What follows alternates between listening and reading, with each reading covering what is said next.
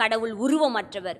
அவரை வழிபடுவோர் அவரது உண்மை இயல்புக்கேற்ப உள்ளத்தில்தான் வழிபட வேண்டும் என்று நல்ல ஆயன் இயேசு கற்றுக் கொடுத்ததைப் போல ஆவியிலும் உண்மையிலும் நிரம்பி ஆண்டவரை துதிக்க கற்றுக் கொடுங்கள். சாட்சிய வாழ்வு வாழ கற்றுக் கொடுங்கள். தான தர்மம் செய்ய கற்றுக் கொடுங்கள். கட்டாயத்தினாலோ மன வருத்தத்தோடோ ஊதியத்திற்காகவோ ஊழியம் செய்யாமல் மன மகிழ்ச்சியோடு இயேசுவுக்காக செய்யுங்கள்.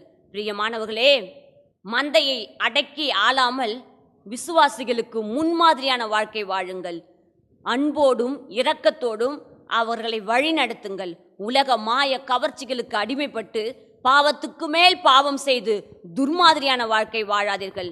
உங்கள் ஐம்புலன்களையும் அடக்கி கட்டுப்படுத்தி எப்பொழுதும் ஜபத்திலும் தபத்திலும் வேத வாசிப்பிலும் துதி ஆராதனையிலும் நிலைத்திருங்கள்.